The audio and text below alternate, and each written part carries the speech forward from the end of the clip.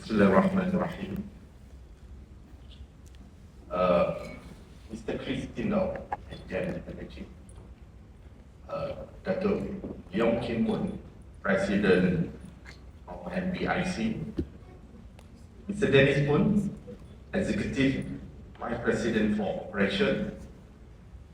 Distinguished guests, industry friends, and fellow Green Aviation believers. Ladies and gentlemen, Assalamualaikum, Salam Malaysia Madani. It is day 3 here at the MyAERO Sustainable Aviation APAC Symposium 2025. And if you have made it this far, congratulations. Either you are incredibly passionate about sustainable aviation, or you have had just the right amount of coffee these past 2 days. So let me just say what inspiring journey so far. Day 1, opened the runway with global visionaries from across Europe, North America, and Asia Pacific, all laying down the groundwork for collaboration on sustainable aviation, such as SAF, harnessing green aviation, and digital aviation tools. So the message is clear. This is not a regional issue, it is a global mission. So day 2 brought it closer to home, with some of the best panelists discussing regional challenges on the green aviation. We witnessed bold commitment and new partnerships. But today is all about Malaysia.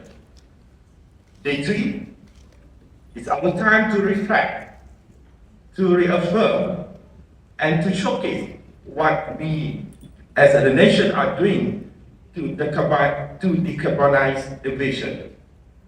We hear from the companies who are not just following the trend, but setting the course. And speaking of the setting the course, we could not have made this journey without the generous support of our sponsors. A special thanks to our platinum sponsor, which is our Fat Hope Energy, EcoSeries, and TransEnergy Malaysia. Special thanks to Boeing for such a great partnership, as well as our co-organizer, Gen Energy, RSPO, and MBIC. Please give them a big clap.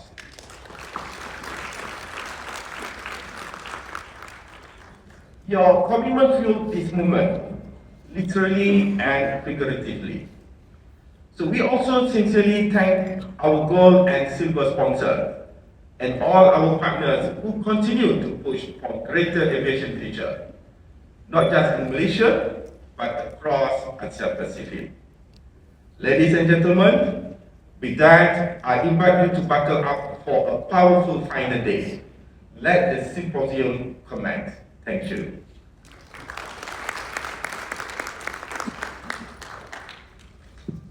Thank you, Mr. Sadali.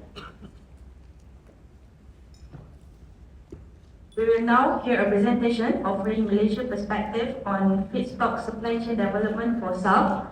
Please welcome Dato Leong, President of the Malaysia Biomass Industry Confederations.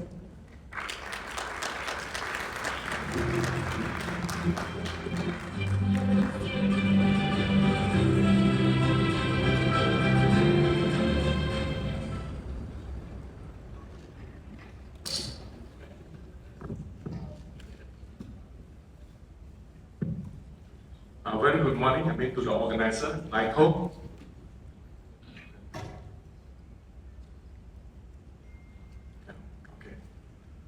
First of all, thank you very much to Dato and also my good friend Leong for inviting me to share the perspective on the feedstock perspective on what Malaysia can offer for the SAF industry.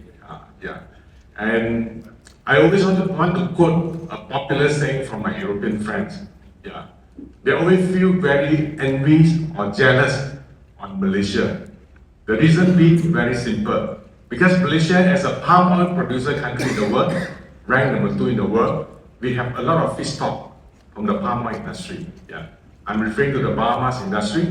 Yeah, and we actually receive a lot of inquiries from many overseas companies, either from Europe, Japan, China, Singapore, South Korea, on the interest how to develop the biomass industry in Malaysia, including of the SAF industry. Yeah, and as my European friend quoted, Malaysia have a lot to offer, and that is actually the fact. Yeah, but the next issue is how to unlock these opportunities. Yeah, okay. My slide is ready. Yeah, okay. So this is my background. Yeah, okay. I spent my 10-year career path under the European Union framework, so that made me very familiar with what is happening to the environmental stuff around the globe. Yeah, okay. Especially on the subject of biomass. I built my company from scratch. Right now, it may not be a household name, but in terms of biomass consultancy, we are leading in Malaysia because most of the job from a multinational corporation is actually completed by my companies.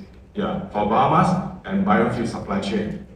And we serve as a consultant to Malaysian governments for National Biomass Action Plan, completed the task 2 years ago, and recently I've been entrusted by SEDA, Sustainable Energy Development Authority, to conduct the National Bioenergy Clustering Potential for Peninsula Malaysia. So we specialize on biomass and biofuel, feedstock economics, and also the business models. Yeah, okay. And for MBIG, Malaysia Industry Association, is a industry association represent the biomass stakeholders.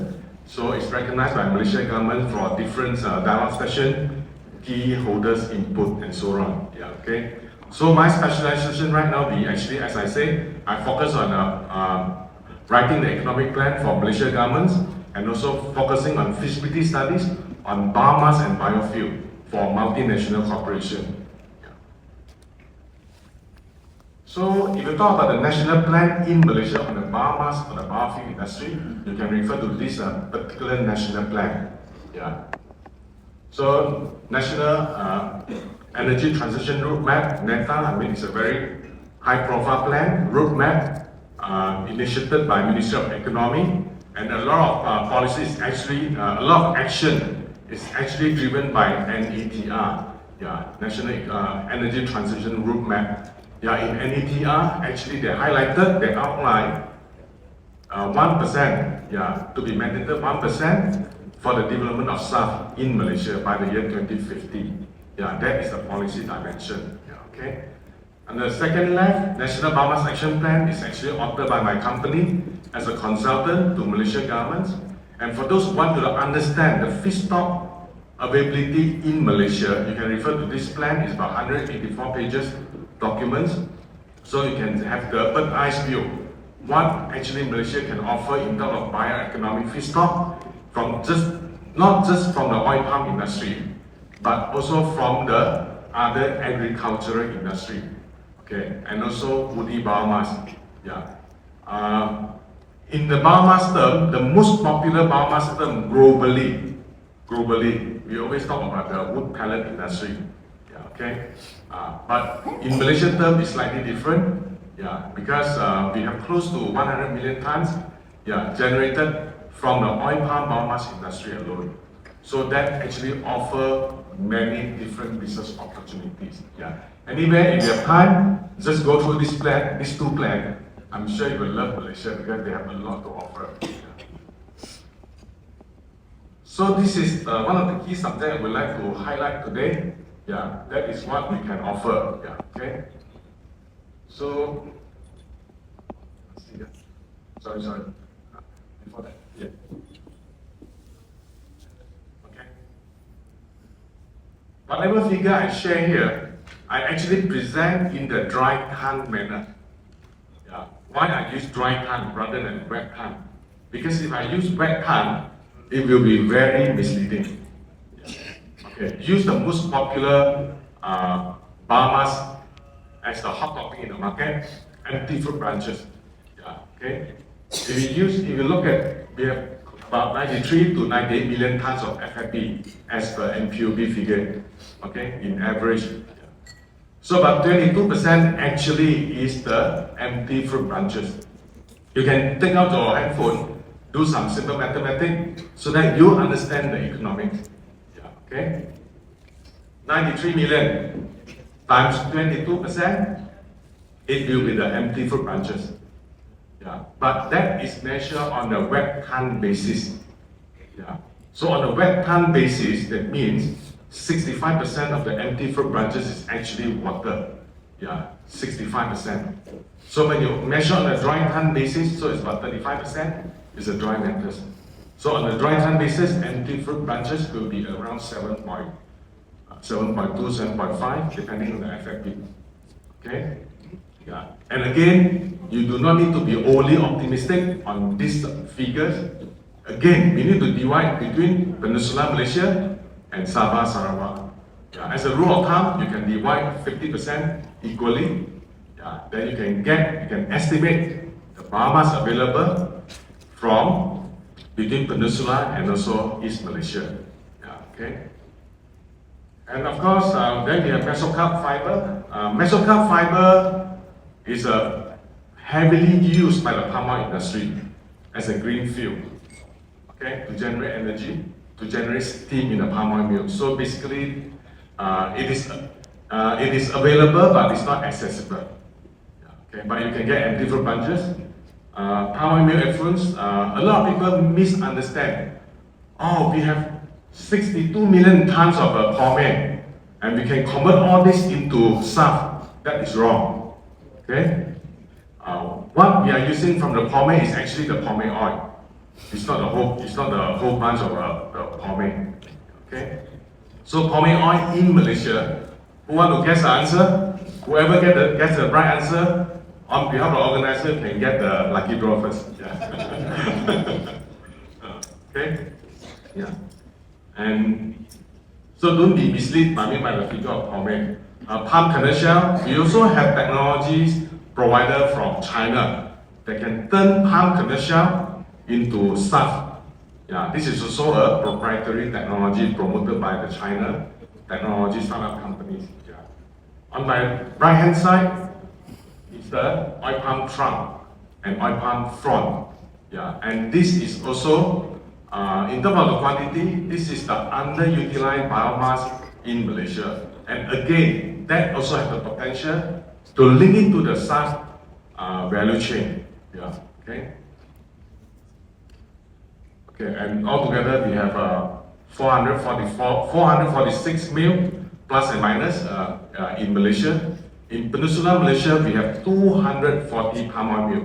So in terms of quantity, Peninsular Malaysia is still leading. Yeah. Okay. Next. Yeah. So this is the gist of my presentation today. Actually, you have to remember the highlighted figure. Yeah, because that's what the feedstock is all about in Malaysia. So because we have SAF have many different technology pathways, but I just highlight for those who are linked to the context of Malaysia biomass industry. The first one, the technology pathway, fission drop, which is actually gasification process, advanced gasification process. So we can actually use any type of solid biomass, yeah, and turn it into SAF through the gasification process. Yeah. So in this manner, we are targeting the solid biomass as a feedstock. So as I mentioned just now, the feedstock from the palm oil industry, the solid biomass, we have empty fruit branches, we have mesocarp fiber, we have palm kernel shell. But mesocarp fiber have been used by the palm oil mill. So what is left over is the palm kernel shell and also the empty fruit branches. But palm kernel shell is very expensive because Japan is our biggest buyer. Yeah, they pay close to 100 USD FOB price, plus minus. So we have 1/3 of our PCAS actually have been sold to Japan. But yet I do receive proposal from technology provider, as I mentioned just now, they can convert PCAS into SAF, yeah, using this fission drop gasification technology. Okay. So if I just add together the empty fruit branches and the palm kernel shell on a dry ton basis, we have 12 million tons of solid biomass that is available and accessible. Whether you can get it or not is all depending on the economics. What are the price you are willing to pay? Because if you are talking about PKS, you are competing with the Japanese traders and the buyers. Yeah, okay. So second one, we talk about used cooking, HEFA technology. HEFA technology, the whole world is talking, is very excited. Too many SAF plants have been announced in the world. Too many. Yeah, okay. And many of them focusing on HEFA. The issue is very simple. Do we have enough feedstock? The whole world? The answer is no. I can affirm that. Yeah. I will share with you the global used cooking oil data. Yeah, in the short run, in my subsequent slide. Yeah. Okay. So oil-based feedstock, we are talking about UCO, various types of palm waste oil, yarrow grease. Yeah. Okay. So I do some actual estimation in Malaysia, including brownfield and greenfield. Brownfield means what is available now. Greenfield means you have yet to develop, but it's unlocked, it's locked somewhere. It's around 3 million tons of palm waste oil that can be used as a feedstock. That can be used as a feedstock for the SAF industry. Yeah. Okay. The last one is alcohol to jet fuel technology pathway. For this, I'm particularly referring to our oil palm trunk industry. The reason being is I've been approached by Japanese companies that are actually doing R&D at sea, R&D and commercialization. How to turn our oil palm trunk into SAF under this alcohol to jet fuel technology pathway. Yeah. Of course, they have yet to succeed, but they are trying. So this is I give you an overview of what is happening in the industry. So that's why among these three technology pathways, of course the most popular one is HEFA. Yeah, because in terms of technology readiness, technology maturity, HEFA presents the best prospect in terms of the economic viability. Okay? That's why most of the SAF industry focusing on HEFA.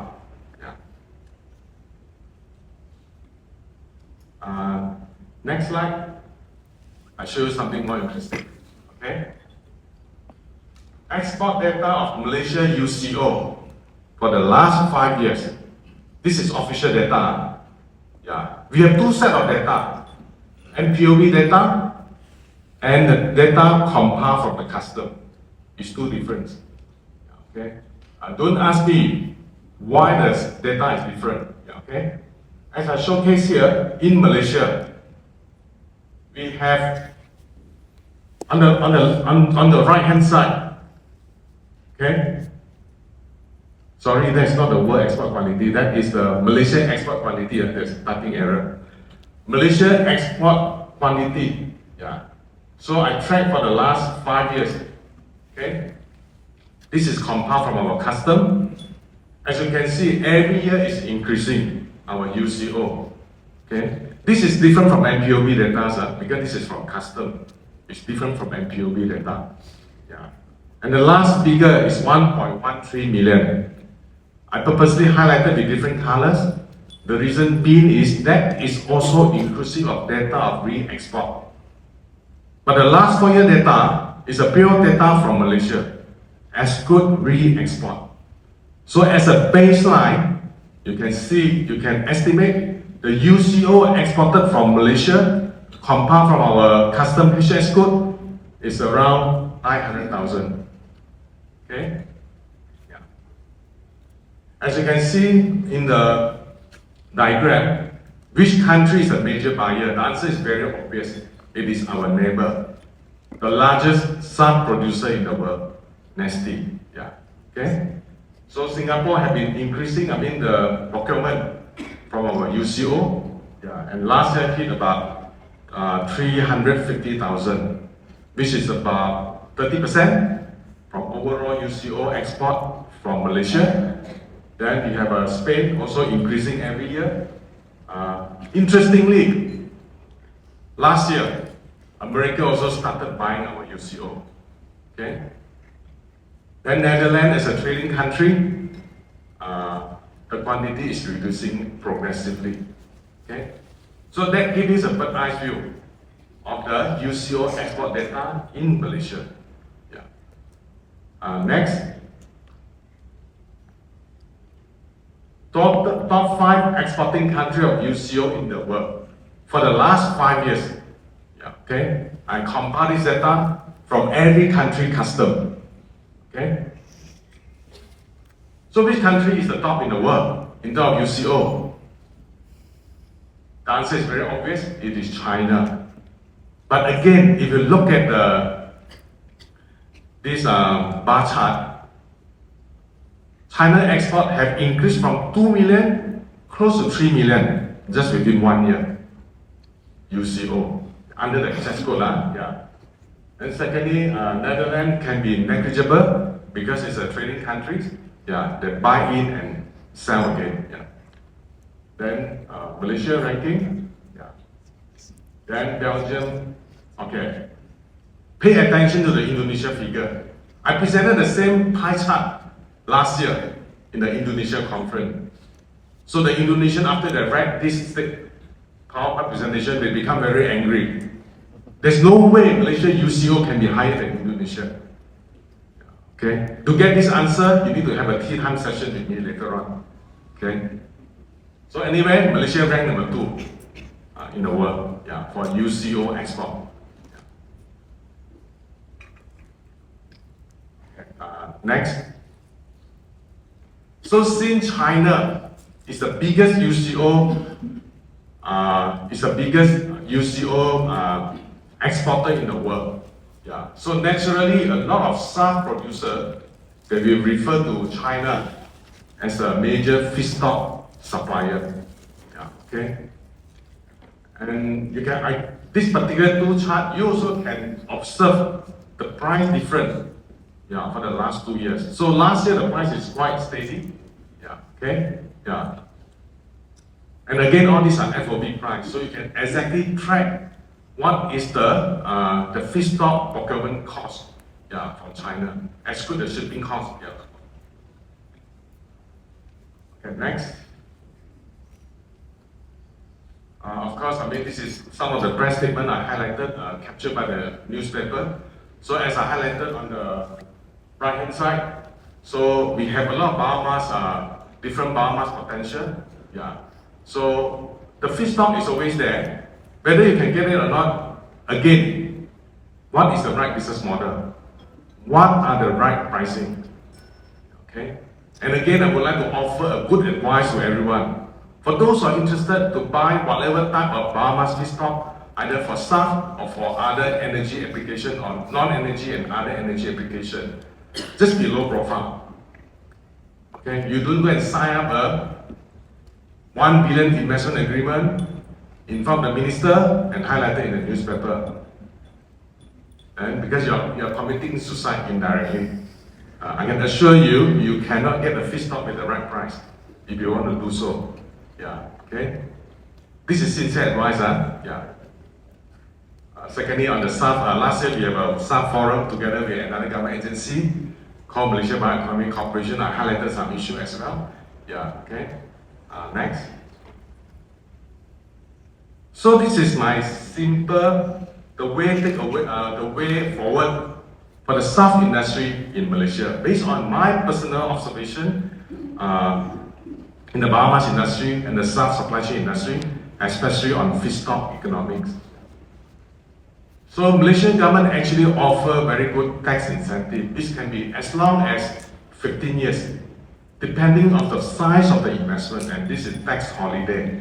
So that is pretty attractive. But I do understand from my Indonesian counterpart, they say Indonesian government even offer better.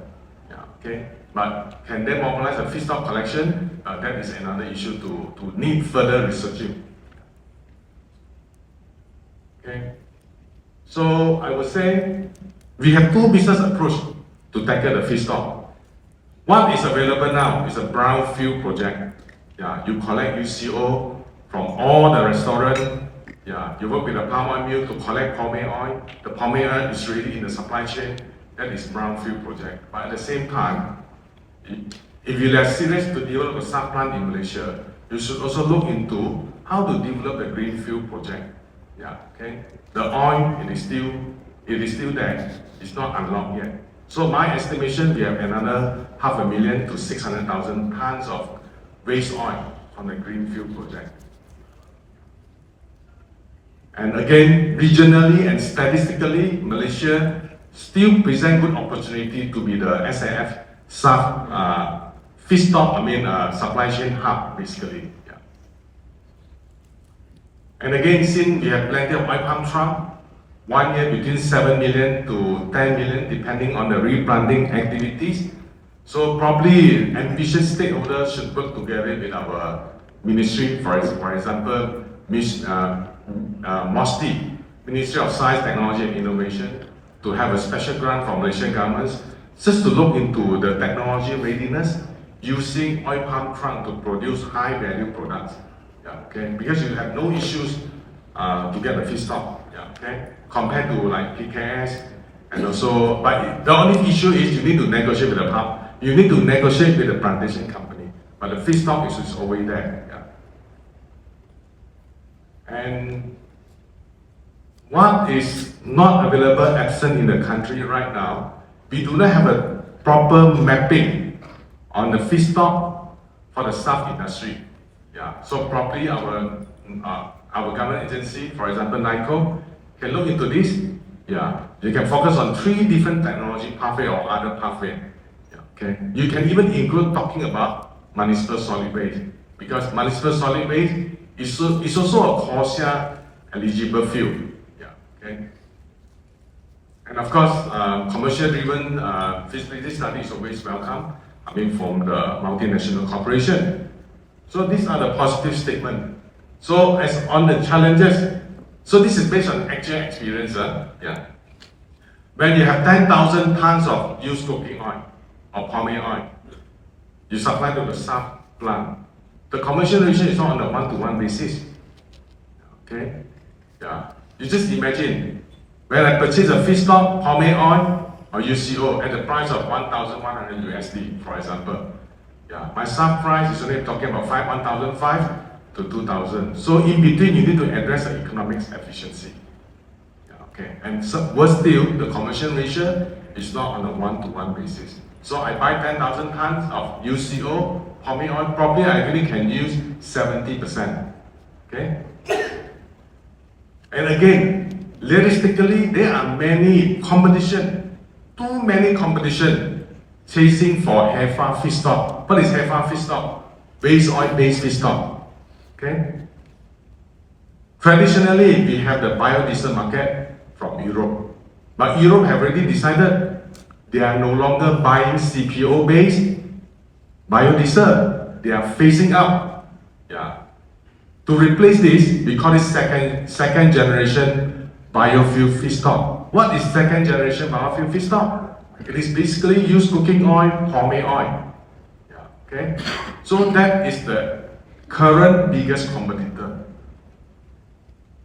Looking forward, we have so many sub-plants have been announced. Even in Malaysia, we have Petronas, we have Ecoceres, we have Fat Hope. Yeah, they are all talking about the same type of feedstock.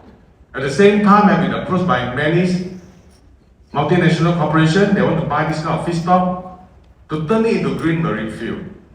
Just imagine the feedstock is limited, but you have a very gigantic demand from the whole world under this 3 business model. And not many people have analyzed this particular factor in a detailed manner, especially many sub-plant project developers. Yeah. Okay. So again, even though you have the feedstock, not necessarily you can sell it, you still have to go through the very stringent sustainability process, whether you are 100% comply with the sustainability process. Like palm oil. A palm oil you cannot simply process or to sell too many palm oil. You have to comply with the sustainability process. Once you sell more than the allowable threshold, so that is questionable of the sustainability. Okay. So again, Malaysian governments, especially Sabah government, have also introduced export tax which is about 7.5%. And for those who want to export the feedstock to overseas, these are the additional costs they have to pay. Okay. And then my last remarks I would like to highlight is, since Malaysian government, we have upcoming another 3 to 4 SAF plants in Malaysia. Would Malaysian government going to protect the local SAF project developers and impose export duty to all the palm oil traders and exporters, to all the traders of used cooking oil traders and exporters? I do not have the answer for this, but I just want to alert you, because in our we attend our session with the Ministry of Plantation and Commodity and other agencies on a regular basis. So we do have stakeholders suggested, why not the government, to protect the local SAF industry, impose export duty for those trader and exporter exporting palm oil, used cooking oil to overseas. Okay, so I do not know what is the decision of the government, but this is what I come across in the dialogue session. I just would like to share this with all the participants here this morning. Okay, and lastly.